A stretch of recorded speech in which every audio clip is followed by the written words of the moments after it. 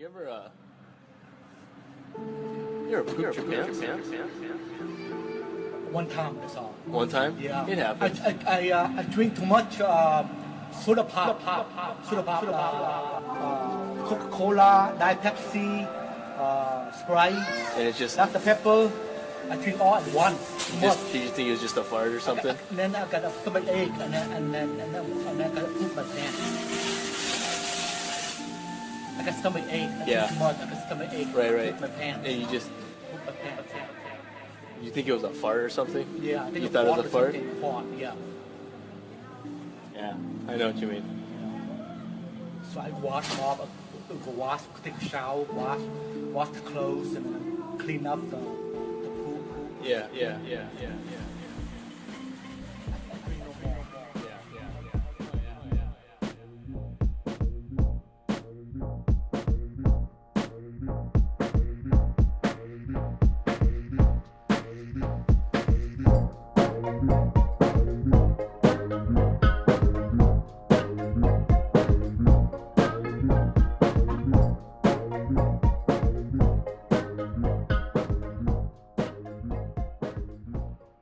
Welcome to Synchronicity. Guest this week, Bill Patrick returns. He had a rough week. Hopefully it's ending. Good episode. I'm not going to give it away. We talk about drugs and the launch of that and all these other fun things. That's it. The intro's super short. Thanks to the guys at Ned. Go to helloned.com. Use the code SYNC, SYNC at checkout. You get 15% off whatever you order. I like their lip balm. I'm going to use it right now on air. How about that? Little ASMR from this nice mic. Hemp-infused lip balm, the cardamom variety. I like it. They have a ton of other products, CBD oil, full spectrum hemp oil, they call it. They're good. They're the longest sponsors of this show. They're probably, unless it's weed related, I'm probably not ever going to have sponsors. It's the only thing I can authentically chill and be like, I feel good. I stand behind this. So go check them out. helloned.com. Use the code SYNC, SYNC at checkout. You get 15% off whatever you order. That's it. Right to the episode. There's stuff going on in the Patreon. The Discord's popping off. Everyone knows about that. There's fun stuff. There's farms coming for drugs. If you know what that means, you know what that means. That's it. Without further ado, here is Bill Patrick.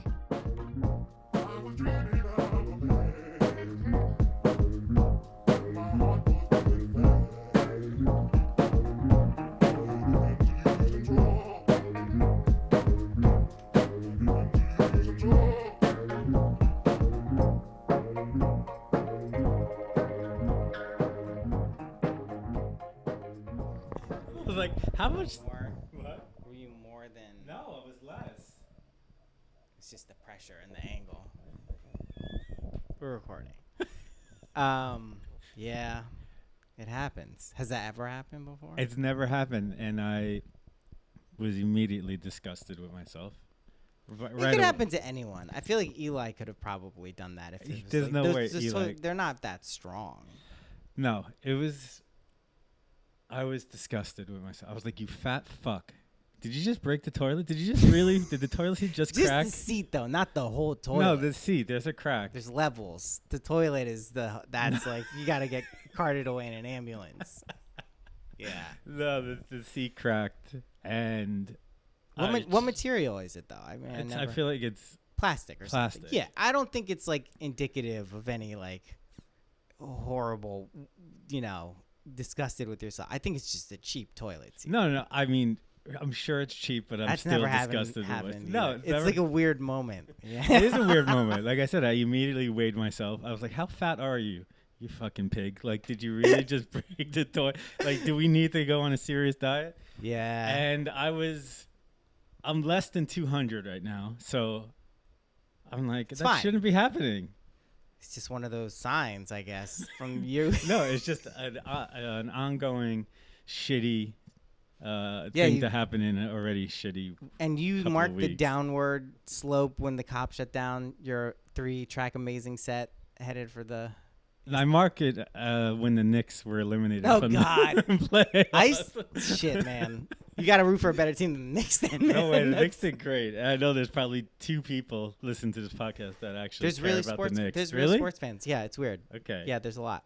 Yeah, the Knicks lost in the playoffs, and then that started like a downward downward spiral of bad luck. Shit. Culminating in me breaking a toilet seat Hopefully. last night. We Hopefully. could still keep going. Yeah. I was one of those things where I'm like, immediately I think to myself, do I tell Noah about this or do I replace it immediately? No way. And that he doesn't know. I was like, no, I gotta fucking tell Also, him. like, you weren't going to replace it immediately. That's the main No, but factor I in also that. know you, and I'm like, he probably won't even I wouldn't notice. know. I would He have no won't idea. notice. I might be like, this seems a little. Someone, do you ever see the videos of like the person like is living in like the attic vent of the house, and then like people are like, hey, like my shit's like not where I put it. Like, this isn't where I put it, and they like discover someone's like living in their fucking attic or something. That's terrifying. That wouldn't. You never heard about that? I've heard the I've seen videos and movies shit. like They show that. the videos of like the people doing. It's scary, but I would never be able to do that. I have very little spatial awareness of No, things I changing in my have environment. Complete like detail oriented. Like I'm watching everything move. This is why when I was living in Berlin and I Airbnb'd my place for the first time ever, and I came back and it was just like scanning. I was like, this vase has been moved 2 inches. There's oil stains on the floor. Like, no. I'm a little bit OCD about it. But the seat's not broken. It's just a crack, by the way. So How big of a crack? it goes across the. Oh, you like a femur crack. For those who I think, did we explain that I broke the toilet? That this is what we're talking. Yeah, about? this is what we're talking about. You broke my the toilet shitty seat. luck. No Yeah. pun intended.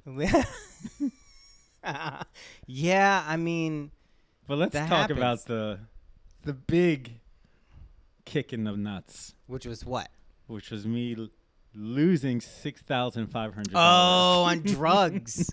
Which sounds horrible. People have actually not lost money on drugs for the most part, unless they're selling right now. But like, It wasn't drugs' fault. It was my no, fault. you made money on drugs. I made money, and then because I am an amateur and a rookie in all of this, I kind of panicked because it was 4 a.m. and I saw the price dropping, and I just moved everything into my MetaMask, swapped it into USDC, and what I should have done then was just said, okay, I'm going to go to sleep, Yeah. wake up in the morning and have Noah help me kind of Figure transfer out what this to into do. my Coinbase wallet, and we'll like go from there. But instead, I was like, oh, I did the hard part, so now let me.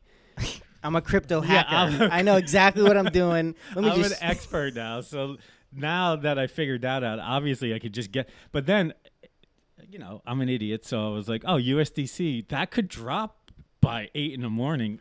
For some reason, I Yeah, thought. you told me that in the morning. You're like, someone told me it's volatile. I'm like, yeah, it deviates from like 0.99998 to like $1.00002. I googled like how secure is USDC, and someone said 4 out of 10. I was like, that's it. That's enough info for me. I don't need to Google anymore. And so I'm an idiot, and I just transferred it into a Coinbase wallet, which, for those, you explain why. Basically, when drugs, which you can buy on PancakeSwap, is on the Binance Smart Chain, which is different than the Ethereum blockchain or the Bitcoin blockchain. And you can't generally transfer things back and forth. It's kind of like a pain point for a lot of people in crypto right now. But basically, when you send something that is bought on PancakeSwap or Binance and it's USDC, it's a different USDC than the one that Coinbase would accept, which is the Ethereum ERC-21. So the frustrating thing is it's there. It's actually it hit the wallet in the way Coinbase is just like, hey, yeah, we don't have those type. Now my hunch is they definitely do. It's very easy to fork any wallet and essentially access any other blockchain if you want to go through the trouble of it. But it is basically burned for your all intents and purposes, which is that is a kick in the pants. It's a kick in the pants. I have I have to give myself a little bit of credit. I mean, I made $4,000, let's say. Yeah, you did. I made $4,000, and that's a good chunk of change. And I immediately told myself, I think this is what happens when you live a life full of, rejection and you're dealing like- and understanding, like, yeah, how to handle stuff like this, where you're just like, all right, you're an idiot. and let's figure out it's your fault. And there's no reason to get worked up. If you can get the money, great. If not, then this is a learning lesson, and you're just like, That's fuck. There's nothing you can do about this. There's no point into getting any more like worked up and stressed out over losing money that really wasn't yours. But I mean, I lost 2,100 yeah. of my own money, which Yeah. sucks. Yeah. And it sucks is you made that into more and then lost Exactly. that. It's like being up at the casino and like pushing your luck, but you didn't even push your luck. You just tried to carry it over to the cashier and dropped it. And someone else picked it up. No, someone else picked it up. So you get a bucket of quarters Yeah. from the slots. You're like, whoa. Yeah, no. Sucks. Yeah. It sucks. But I have a weird kind of belief with money where I'm like, I mean, I've made money that I didn't deserve in the past, and it all kind of comes out in the wash, I think. I don't know. I mean, I think I- money's like you know this from living with me here, but like I don't really view it as a tangible physical asset. At best, it's a reflection of something. To me, it's basically just energy. And if you just kind of have like a healthy relationship with money, is being able to do something like that and not let it like fuck your shit up for a while. Yeah. I remember the what I usually compare this shit to is like when I used to, I'm an avid Dolphins fan, and when they would fucking lose, I would be devastated for like until the next game. That's retarded. Like, No. they're the worst Yeah. team. Like, it was the dumbest thing. But like, I genuinely realized at a certain point, I was like, you know what?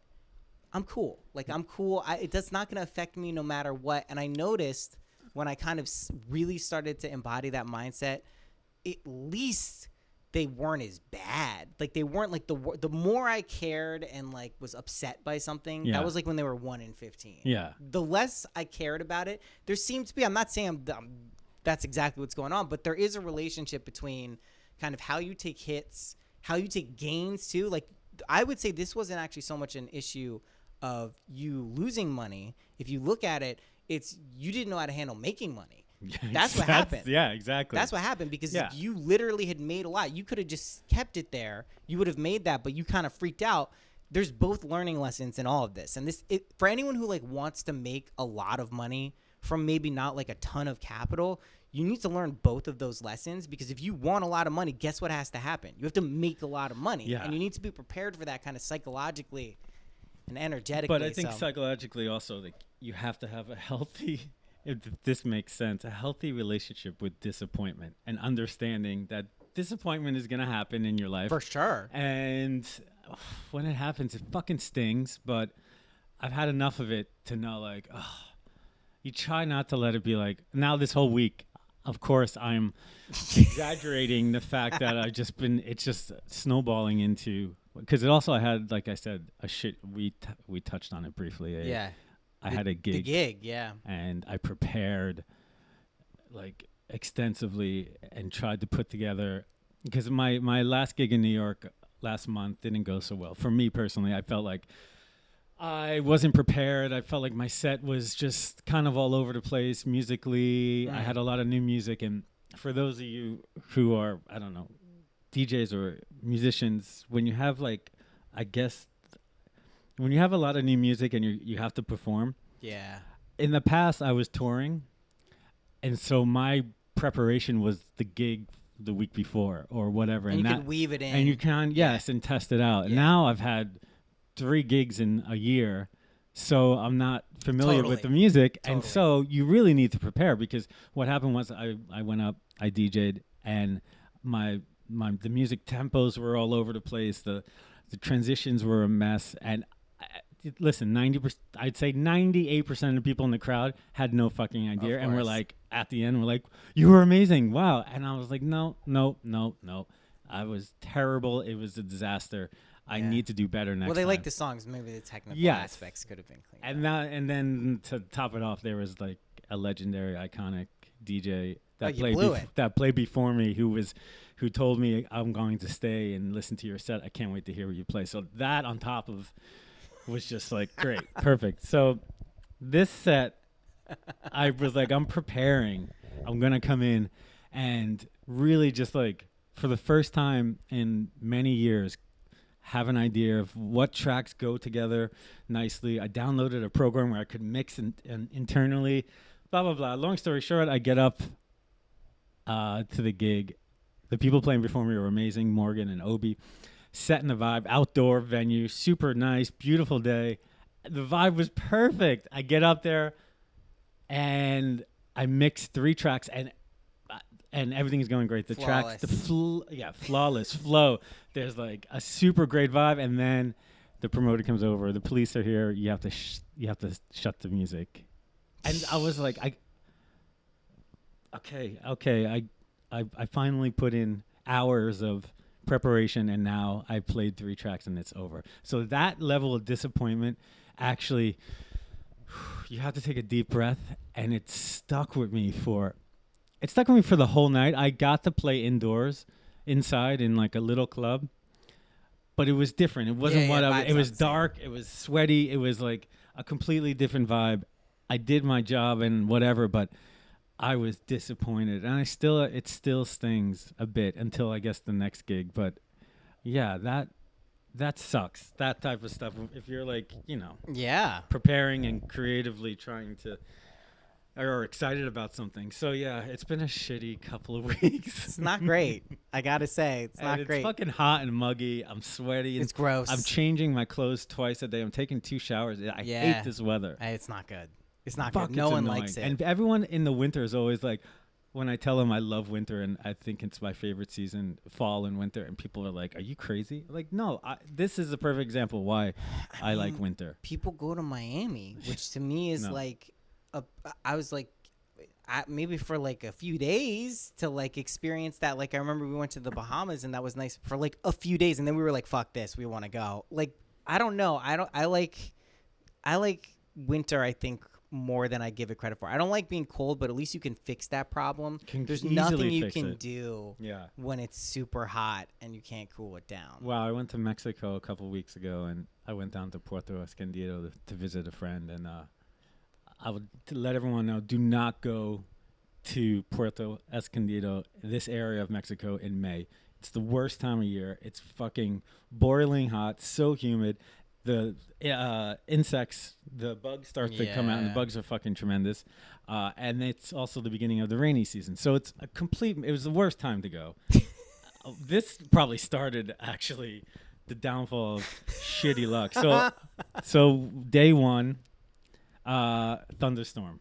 Crazy rolling fucking thunderstorms that come in. And because the power grid down there is not so strong, electricity completely shut down for 24 hours. So that meant my friend and I laying in bed in basically naked, just not touching, just don't touch me, don't come near me, just stay still. No fan, because the fans don't work. There's nothing, and you're just dripping in bed. Nothing.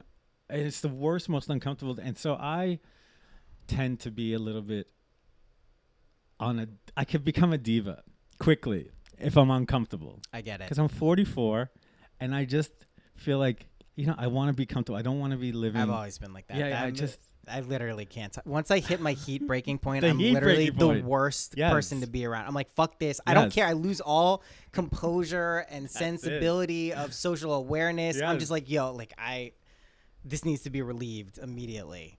Yeah. Completely. And that's what happened. And I luckily we've been friends for many years, and she knows how to handle me in these situations. But I took 2 days, and then I told myself, like, okay, all right, just figure this out.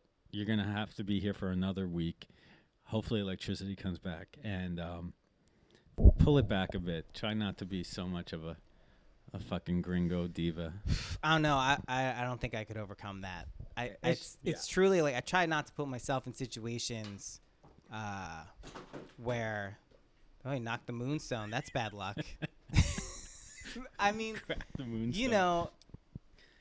I didn't put myself. I mean, that situation, I don't think I had much control over.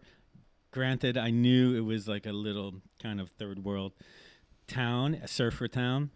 It was, at the end of the day, I will say, like, the trip turned out nice. Sure. It got better. I was reading a book on a hammock by the sea, and I was very chill after that.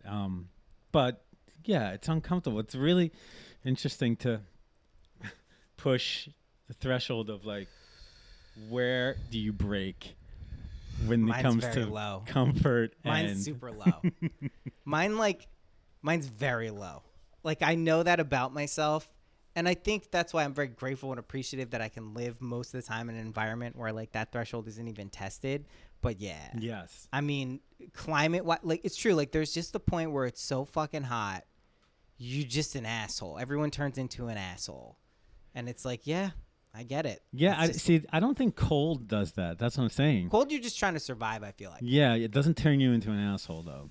it's just the one like sweating and like being hot and sticky. It's the worst. It's the worst. There's nothing sexy about it. You're sitting there talking. No, you don't even want to touch You anything. don't. No. There's nothing. I've DJ'd many gigs in places. Like I remember I was in Vietnam, and a girl was talking to me, and I was just like pouring Yeah, like I hate out. that. Yeah, sweat, and I was like, nothing I say right now is it's just I'm disgusting. I don't want to even talk to you because I feel like I'm just gross. Don't even look at me. So yeah, fuck the heat. And I got an email just now actually to add to the insult to injury Nice. from my old agent telling me there's a promoter in Tunisia who's requesting I refund a fee that they sent me. I told you this. This has been going on for a little bit, but they just sent another email. Apparently I played a gig. Apparently I had a gig in Tunisia in 2019 and it was canceled due to like a venue situation, but they had already sent the fee. And now, 2019, I don't even remember. That was It's 100 years 30 ago. years ago. Yeah, exactly. So that money is long gone. That's the old world. They need to accept that. Yeah, That's the way BC. things used to be. BC. Yeah. 2019 Yeah. BC. So it's got to be. I'm guessing it's over $1,000 euros actually, and I'm like, what do I do That's about not that this? much. It's not that much, but it's enough that after I just took this hit, I don't want to like. And I know the right thing to do is to contact them and maybe do. Is it? I It's don't know. $1,000. It's not like you ripped them for like $25K. I know it's probably like 1,500 or something. It's definitely less than 2,000, and I just don't want to pay that money back because it's long gone. I don't have it, and I don't want to fly to Tunisia for a free gig right now. Just be like, I'll pay in installments. I'll give you like $50 for the next 20 months. I was like, "Do you take drugs coin?" Yeah, Drugs Coin. That's what they'll be like. Yeah, we do. We did perfect. Drugs Coin has been a real lesson in what the hell is going on. So, You launched that, and I could see wow. how hectic it was. I was watching it. You were in the middle of it. You were watching things that very few people, I think, were immediately tuned into. There's probably like 100 people or so who watched the launch, and it was a very unique launch. And I'll say the chart does not accurately reflect what happened because of two things. One, so we collected all of this money, and we put it into a liquidity pool. So basically matching a certain amount of drugs tokens with a certain amount of dollars, right? So we added that to the USDC pool, and then one of our team members was like, hey, you know what? On PancakeSwap, you should have it in BNB. That's easier liquidity. It's how people trade back and forth. We're like, all right, no problem. So we pulled it. And in that interim, which is maybe like 2 or 3 minutes, the price ran up where we listed it at what, 0.009. 9. Yeah. And so less than a cent. And by the time I had pulled the liquidity to re-add it to BNB, it was up to like 25, 28 cents. And I'm like, okay, that's cool. Like, hey, the price, people like it. Wonderful. So I went to go add the liquidity back in with the BNB pair, and I immediately noticed like, oh, fuck. Like, this isn't adding up. Like, there's not enough. They want more BNB because this is so expensive now. I don't have enough to like match where it's supposed to be.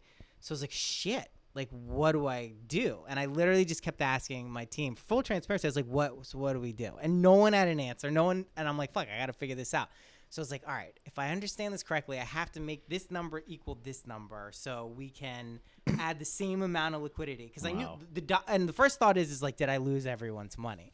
I didn't. Luckily, I knew from the beginning that I wasn't going to be in a position to do that. So it's like, all right, the money's there. I just have to get the liquidity right. So what I did is I started loading in $10,000, then $50,000 at a time to lower the price, because people would sell when it's 25 cents. Everyone's going to sell. You got it for like less than a cent. When it's 25 cents, everyone's going to try to sell, which isn't a bad thing. It's normal. It's like, that's what you would expect if someone made a lot of money from it.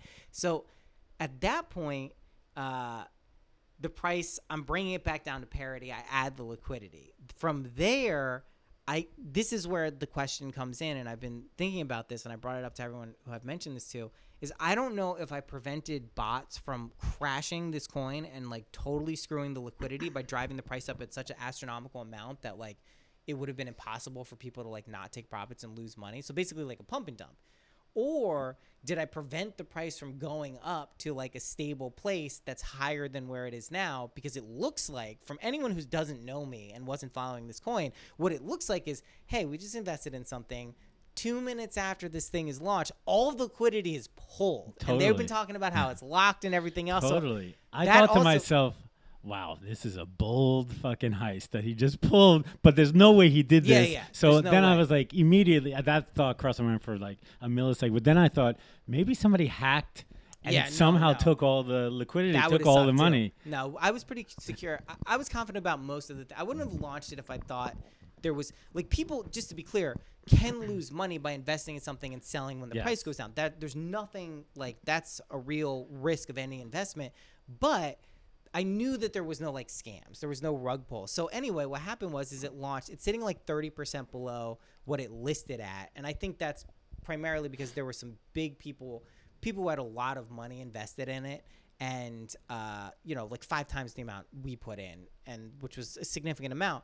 And the market started going down. They're like, hey, I can get out now at break even. Let me cash out and pull like what essentially was like a large chunk of the liquidity. So the price is like 30% below where it launched at.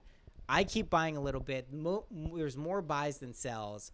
I think the cool thing we're going to be launching, and I think you were around when I first, was coming up with this idea, is you're going to be able to use drugs to farm like LSD, MDMA, meth, K. Like there's going to be all these other drugs that you can earn that will have inherent value that are tied to liquidity, and we're working out those details. Should be like next week or so we have like that fully vetted, but it's going to be fun. Like I think most people understand that at core it's a meme coin. It's not supposed to be like some revolutionary world solving blockchain technology. That to me is what has made this an easy enough and stress-free, for as stressful as it was as launching a coin. Also, this happened right when Aslan was born. Literally, like the day he was born, this thing launched, and I'm like, oh my God. Congratulations. Yeah, thanks. Did you talk about him on the podcast yet? Just the last one, because I said he was just about to get out of the NICU. And so he's fine. He's good, everyone. He's good. He's super cute. He's super cute. He's a sweet little angel. I saw him yesterday. He really is. He is. He really is a sweet little angel. He's very easy, I gotta say. The fact that I'm recording these and being able to do regular shit is a testament to how easy he is. But yeah, I mean, drugs coin. I don't know if they accept that for your Tunisia game. Tunisia. You can ask them. Be like, listen, I got this hot. Joel Madden tweeted about it. I showed you that. If you're wondering who that is. I thought it was the guy who made shoes. Joe Madden? Steve Madden. Steve Madden. I was like, oh, the shoes guy. John Madden, the football guy. He's into drugs coin. He's dead. He's been dead for 10 years. John Madden died? Yes. He lives forever in some ways. No, not 15 years. I swear to God. No. John Madden didn't die 15 years ago. Maybe like Google right now. 5. John He was a big guy. He did like those death. turduckens. John Madden died in... Not 15. No way. 15 is like Madden was still like... I was playing Madden back then. What the fuck? Is he dead? He's alive? Is he alive? I knew John Madden wasn't dead. What the fuck? He's alive? Of course he's alive. John Madden doesn't die. He's like an archetypal figure who's everlasting. He's like, what's his name? Dick Clark. He'll be oh my there God, forever. he's still alive. I thought he was... I was Wow, you're convinced just this talking guy. mad shit about John. Now he's never gonna invest in drugs. He's 85 years old. Yeah. God Well, that's bless. impressive. Wow. He's a big guy. Yeah. Well, Yeah. The coin. It was interesting to watch. you technically made live. money. I did make money. I was up to 8,000 at one point, and I was writing Noah, texting him, but I just knew he was in the middle of like chaos. It was real chaos. And so I wasn't getting a reply, so I just had to put on my fucking thinking cap, which obviously Wrong doesn't cap. work. Don't put that one on. Just don't put on any caps. Just And I was like, shit, here we go, 4 a.m, break into the mainframe and get Yeah, your exactly. money. Like, Exactly. time to hack. I was like, here we go. And yeah, and I fucked it up. And Wow. I woke up in the morning. Of course, I was dreaming about it.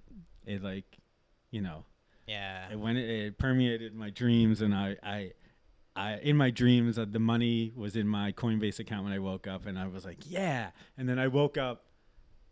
Have you ever had a dream? I guess it's the reverse of like a nightmare, where when you wake up, sometimes you're like, thank God that was a dream. When I woke up and I was like, fuck, that was a dream. I had the Honestly- money in my dream. I woke up, I looked at my Coinbase, and it was like, no. I feel like that just in normal life most of the time. I think that's basically what's going on.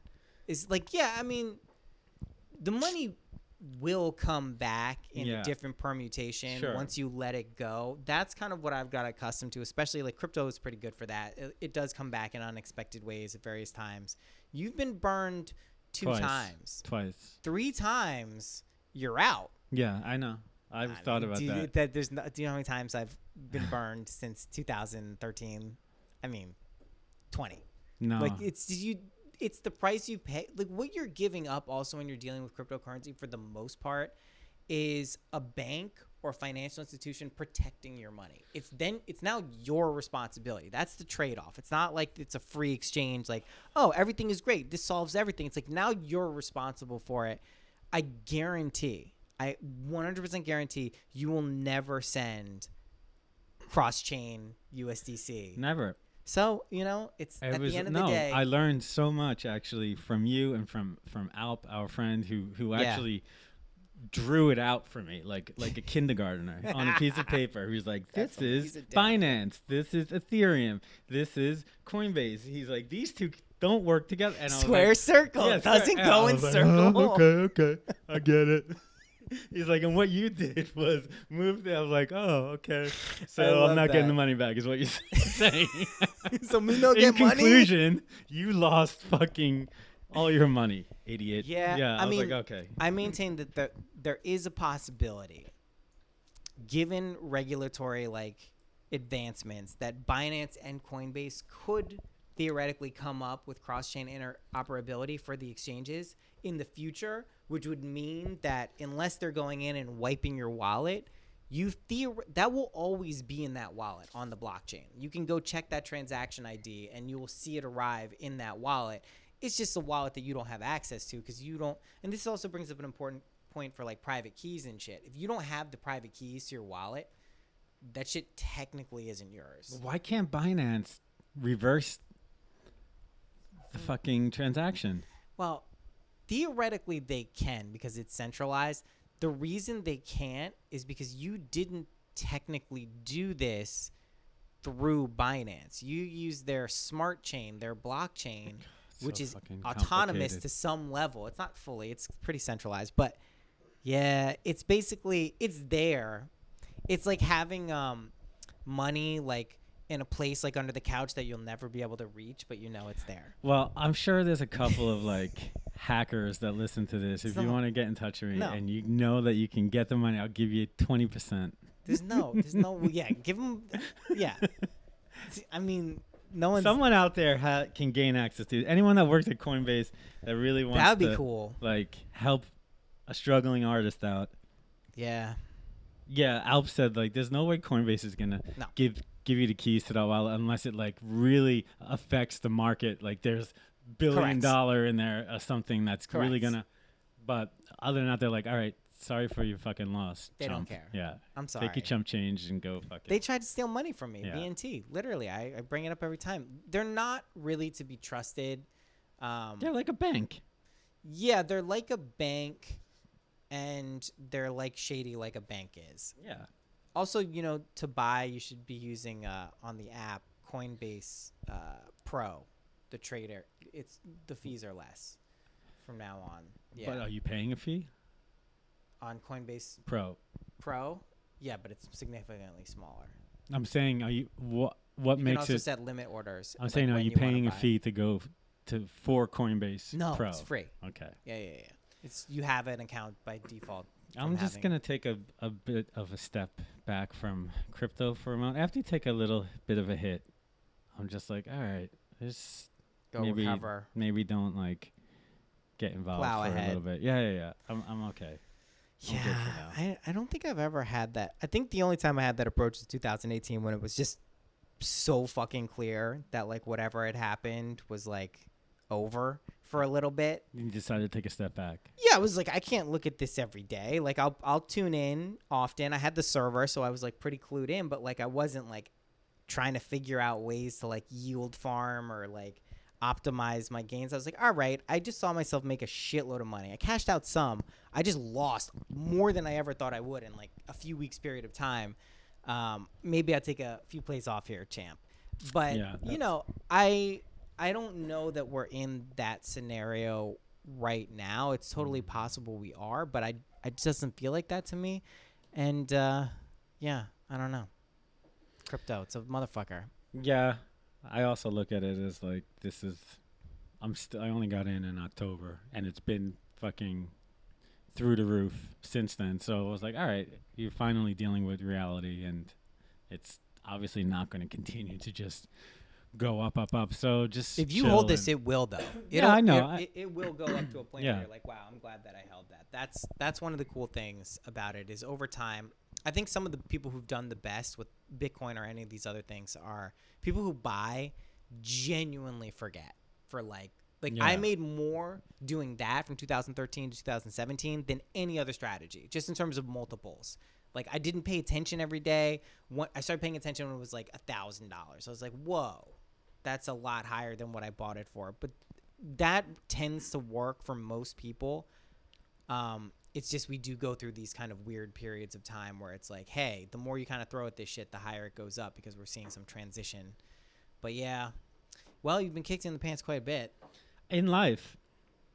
It's not so bad. No, I'm not saying I had this terrible life, but like I said, I've What do you got do? What kicked in the lessons? pants, rejection, disappointment, and you're just like, ugh. At this point at this age, it doesn't really affect. It stings, but you're just like, oh, this is just part of fucking life. Like, deal with it, and it's not like something to.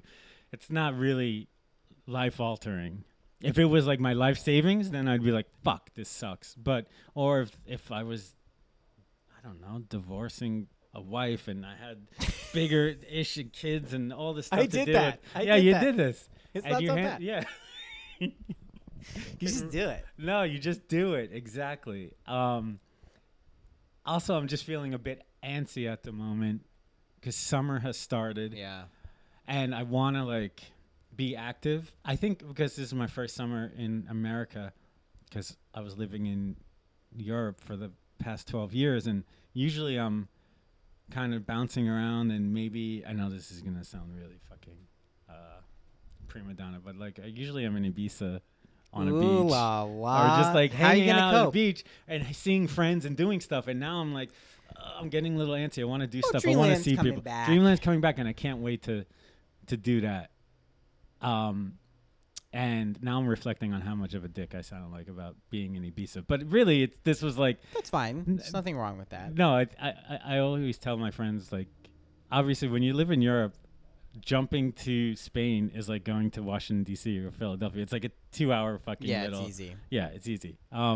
So I'm feeling antsy. I microdosed mushrooms yesterday out of boredom.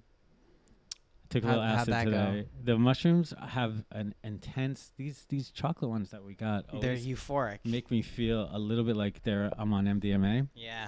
And then I was sweating because it's Hot. 800 degrees. So I just. But do you have fun? You listen to music and you do I okay, sat in right? my room with the AC on, listened to music, and yeah, it was good. But yeah, I also realized it's the middle of June already. Like this shit is flying by. The summer's gonna be over, and I feel like I don't know why. Maybe because things are opening up. There's this pressure again, which sucks because when things were shut down, there was no pressure in a way. You didn't Pressure really- to do what? I don't know. Pressure to. Perform? It's been over a year now, of maybe like okay, a year of chilling and not doing anything and knowing that you can't really go out was nice to have that break. But I think now naturally, and I'm sure a lot of people are starting to be like, all right, let's open shit up. Let's go. Let's do things. Let's go to a concert. Let's go fly somewhere. Yeah. Let's see. Let's gather and like do things and be active. And things are opening up in New York, so I kind of feel like I don't know. I mean, you're busy as fuck. You just had a baby. You just launched the coin. I just need to like. Yeah, I want to make music though. Yeah. That's the main thing. I kind of feel sometimes like there are these, I don't want to call them ebbs. It's not the right word for it, but like there's these lulls or like, I want to say like, not obligation in a bad way, but things that you know that energetically like you kind of have to go through or do to get to places where there's kind of the upswing from that, and identifying those and just kind of like maintaining a sense of like, I don't know if it's progress or like level-headedness. That really comes in handy because I definitely know from all of the things that have been going on for me too, which is like, yeah, not a ton of free time for doing anything I want to do. You just kind of keep in mind that like you do have enough time to do all of the shit you really want to do. There's no obligation. I also imagine a lot of people feel like that. Like it's, things are kind of being lifted. There's social pressures. There's, responsibilities. There's interactions. If you're introverted, you have to now go be extroverted again. It's a whole thing. So I think that it's not going to be as difficult or like it's going to be bumpy, but it's not going to be like horrible turbulence for people. And then you just be like, oh yeah, we hang again. This is great. Like there's a reason people like to hang out and gather in groups is because it's fun. Like, you know what I mean? Like maybe people like that in varying degrees, but like, I don't know. I think Dreamland's going to be nice just because there's a nice group of people who are just into like kind of relaxing and having a good time, which to me is a priority. This was a big reason why I moved up here. Yeah. Just to have that community. So yeah, I'm very much looking forward to that happening, and in general things kind of opening up and going on in the city, going down there for a little bit. But yeah, city's cool. I miss the city. I haven't been there probably the longest time since I moved up here. Yeah, it's been like at least 6 or 7 months. Shit. Yeah. Well, shit's opening back up. I don't sense that your arc of downward luck is no. I've really been through this many times. And it also. But also, I'm realizing like I am focusing and exaggerating on things that like the toilet seat crack. That's amazing, though. That's good. You have to. Those are the things where you have to like literally recognize the like ridiculousness of it. Yes, of course. To like snap you out. Like everyone has that like where you're taking it on the chin over and over and over again, and then you're just like, this is too ridiculous. It's just like, all right, enough. This is like a comedy of errors now, and you have to laugh at it. Yeah. I had a situation like this in many moons ago. Yeah. In Argentina at a gig. Where I'm not going to tell the story. It's very graphic and gross, but as it was happening, it was one of the most, at the time I was 23 or something. Yeah. And I was terrified at what was going on from basically I was with a girl at her parents' house, and I was up for 3 days. It was New Year's Eve in Argentina. I was up for 3 days partying, and it was disgustingly hot because it was summer down there, and I met a girl, and we were like hanging out at the party, blah blah blah, and then she had to go home eventually because she's not a fucking lunatic like me, and she went to sleep, and she was like, I'd like to invite you to dinner tomorrow. I think she said at my parents', but at the time I just didn't really, all I heard was dinner tomorrow. And I was like, let's do it. Yeah. And so I proceeded to stay awake like an idiot. And the next, What drugs were you doing to keep a lot staying of awake? ecstasy. Yeah. Yeah. Yeah. And cocaine. I was gonna say Argentina. cocaine. Yeah, yeah, yeah. I was like, there's got to be cocaine involved. This Yes, is it was like- Argentina. It was amazing cocaine, actually. And she called me the next day and was like, hey, so dinner is at like 5. And meanwhile, it's like 3 in the afternoon. I'm at an after party somewhere in Argentina. And I'm like, holy shit, I got to get my stuff together and take a shower, whatever. I roll up to her house, and it is her mother, her father, her 3 sisters, her brother, and her grandmother. What the fuck? And none of them speak English. I am sweating profusely, like completely drugged out, thinking, oh, what the fuck did I just walk into? How long did you have to stay there? Well, Jesus. So, cut to the dinner. I'm like, I'm not hungry. Of course not. You're on cocaine. I'm on a ton of cocaine. I'm not hungry. They lay out this like huge, Extravagant Argentinian steaks. Steaks, yeah. Like steak. Steak is the last thing that is going in my body right now. This is so, and it's also, they don't have AC. They have one little tiny fan blowing. It's really like 100 degrees out. And then I just start panicking. And next thing I know, I'm in a different room, and the whole family is surrounding me. I'm on a chair. You fainted? I fainted. I passed out. I passed the fuck out, fainted. And then here's the fucking, wow. I smell something, and I'm like, No. I was like, oh no, I farted. No, you didn't. No. And I all of a sudden move in my chair, and I'm like, oh my God. What did you do? I shit my pants. No, I know, but like, what? I did you, ran, and here's the thing, I had shorts on. what did So you? I ran up. This is a disgusting story, sorry, but I ran up. So I was like, "Donde el baño?" Like, and you had to hold the shit it was down the leg. They down saw the, it. down the leg. There was a trail leading up to the bathroom, and I went into the bathroom. Was like, "What is happening? What are you doing right now? Did you just shit your pants in someone's house? In this girl's house in front of her fucking grandmother? Like, what is wrong with you?" my God. And then I was like, you need to clean up and get your shit together and run for the fucking hills. And so I just went to clean up, and I was like, I just gagged at how disgusting it was. I threw up in the sink, which is the worst place to throw up because it's like, Yeah, you can't clean it. you can't. Small little drain in clogs. Argentina. Anyways, I went in the Wow, shower. you really I washed myself off, and I looked at this small little window in the shower, and I was like, just climb out of it and run. Like, don't face them. You don't want to look at them in the eyes. Like, they know. You desecrated their home. They know that there's duty on the fucking floor, the carpet leading up. Like, you need to run and never be seen in this town again or country. And, but as it was happening, there was a moment of like, this is the worst thing that ever happened to me in my 21, 22 years of age. But fuck, this is going to be a great story. I can't wait to tell people this.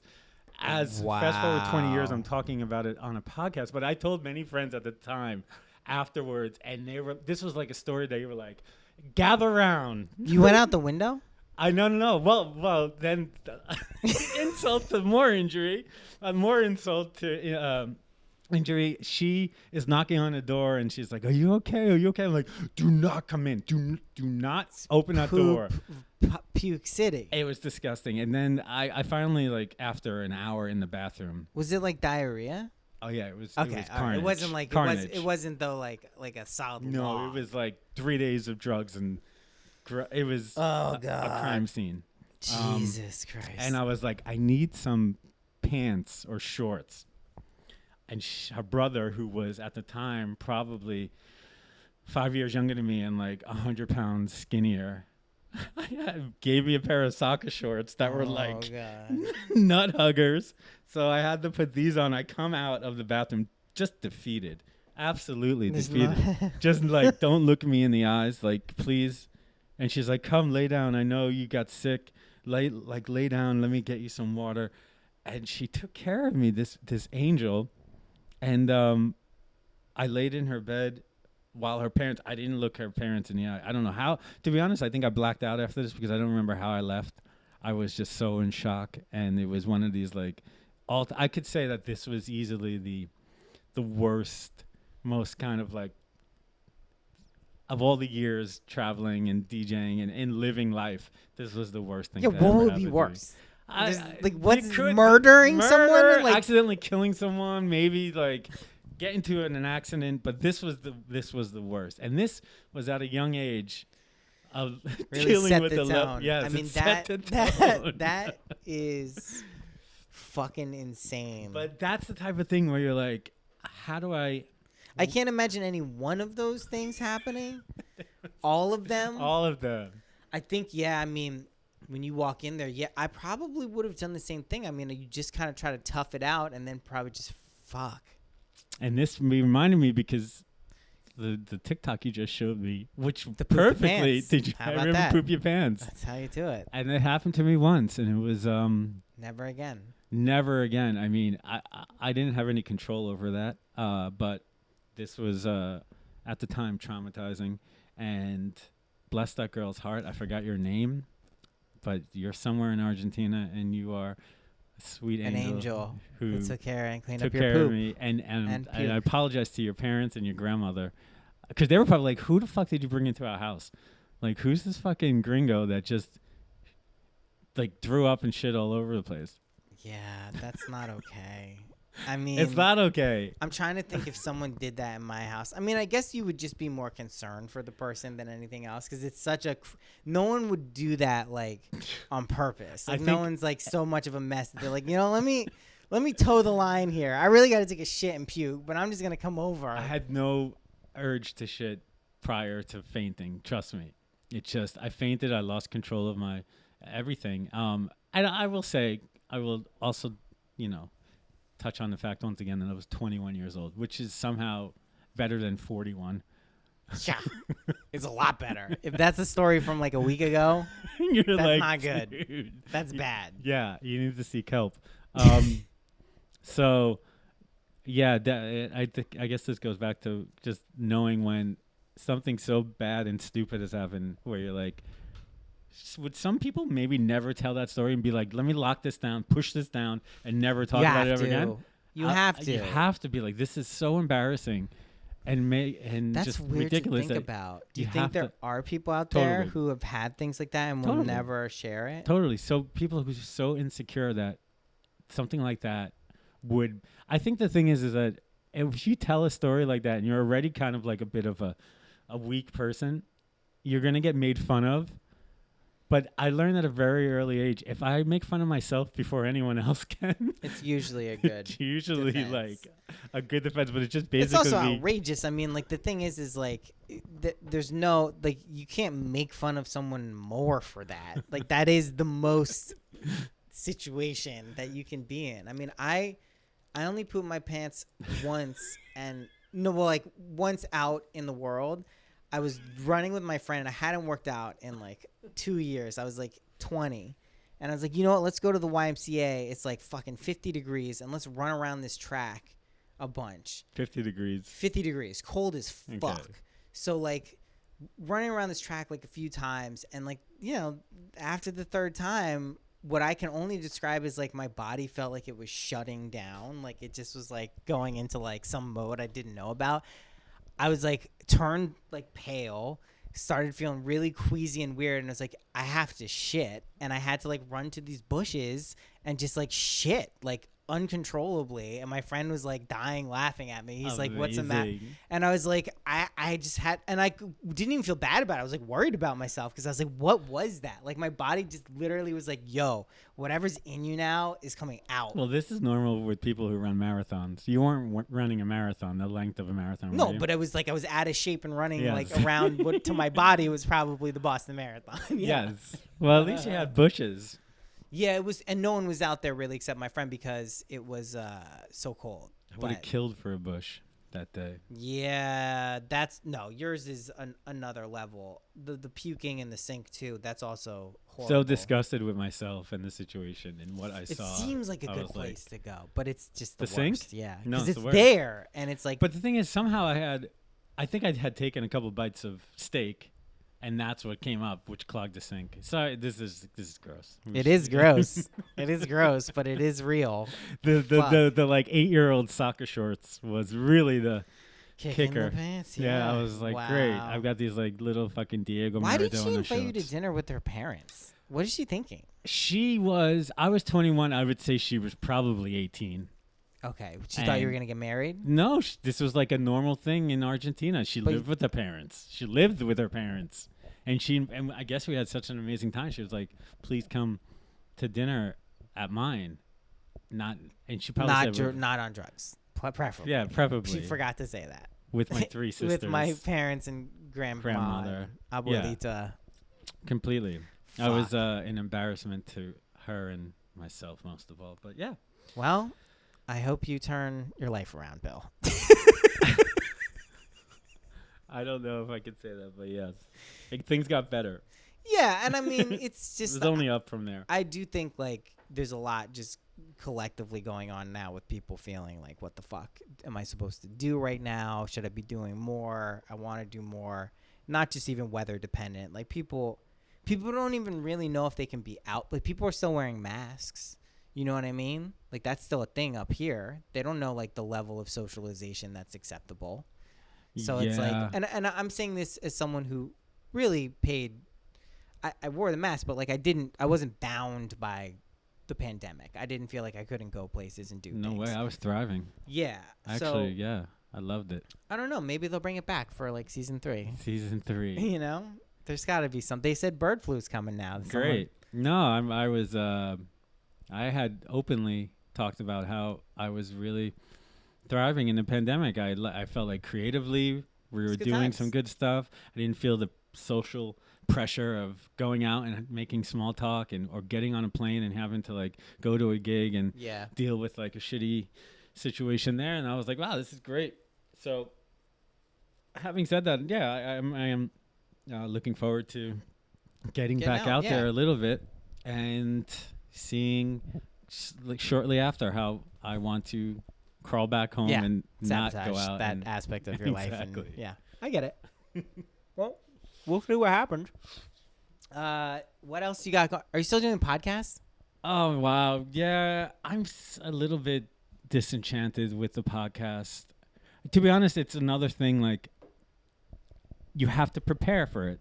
Wow. And my You know, there are levels to that preparation, as Sure. evidenced by the show. my partner Austin, bless his heart, is just always prepared, always has really good stories, and I feel like if I just did a little preparation like a DJ set and I went into it with like, okay, here's some shit that I like all of these stories I should have been telling on my podcast. Yeah. So anyways, yeah, it's going. We just started a video.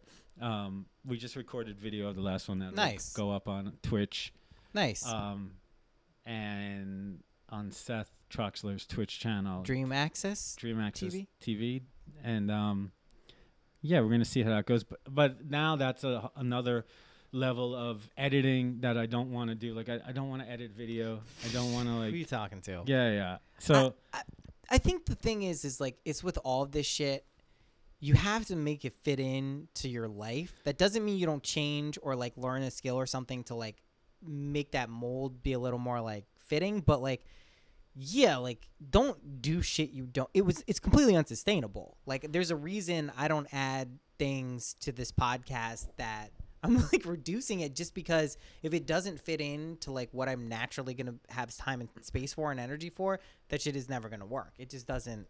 yeah, I think also from a creative standpoint, you know, with music and there's instant gratification and like, oh, okay, this song sounds great that we just made, or this DJ set, the crowd was great. With a podcast, it's really hard to gauge It's a long tail. like what's going on. Are people listening? I see the numbers, people listening, but you know, there's not a lot of feedback, or there is, but it's just like it's not really fulfilling me right now in a way that I'm like, I want to record another podcast. So I think that also has to do with what I was talking about to you last week, just ebbing and flowing in the creative side of things. They and have multiple outlets yeah. too, so that's. But good. the podcast is called Unwell, and it is great.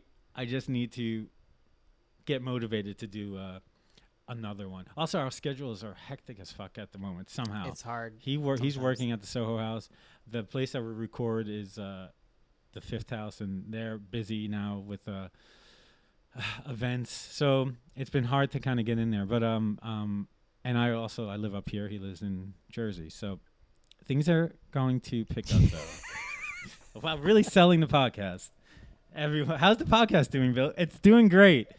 I said, are you still doing it? Are you Which still is never a doing good it? sign when someone He's still doing starts it. Is that thing still going on?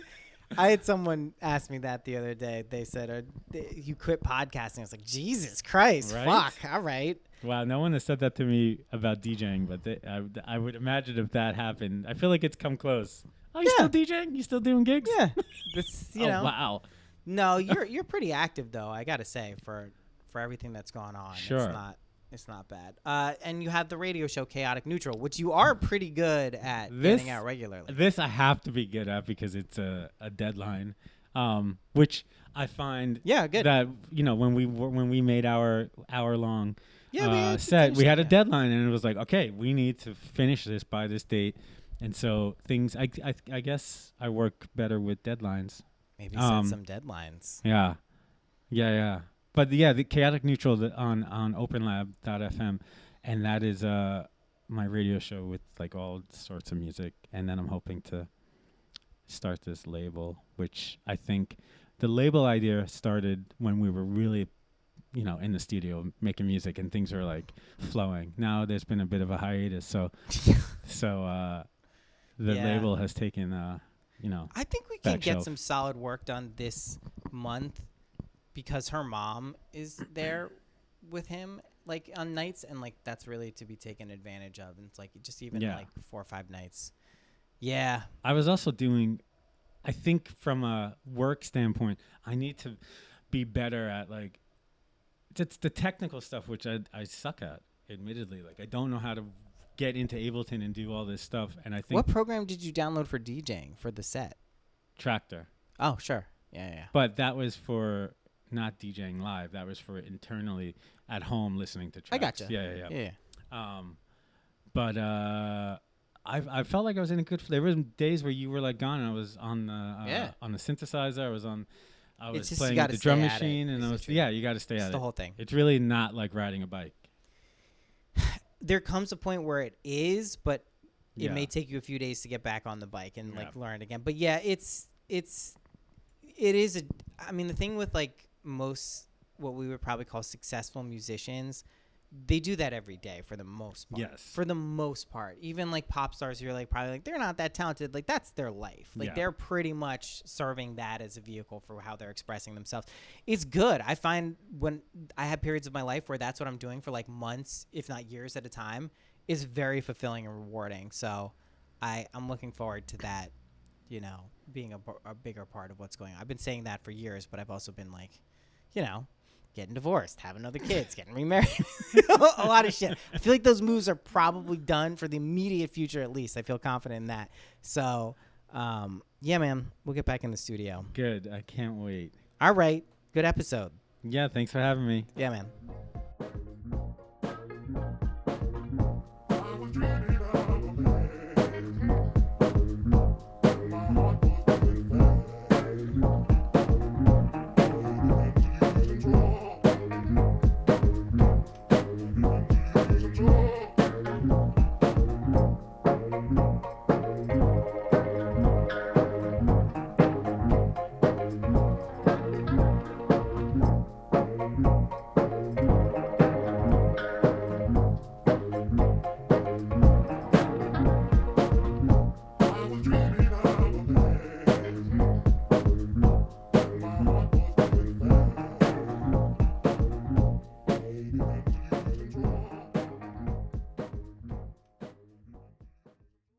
Thanks for tuning in till the end of the episode. Hope you enjoyed that one. It was pretty good. Fun conversation. Go check out the Patreon if you liked it this far. We do more stuff over there. We're doing a few live streams every month. We do the tarot stuff, the readings, the weekly readings. There's fun stuff. The Discord is probably the biggest selling point. That seems to be what people enjoy the most. It's fun times. There will be a point, you have heard this, some of you will not join the Discord, and it'll be like a few months from now, and crypto's going to be going crazy again. You're going to be like, oh man, I should have done it then. Just do it now. It's cheap, the lowest tier. You can leave. You still get access. Little wink, wink, nod, nod there for you. Okay, that's it. I'll see you soon. Bye-bye.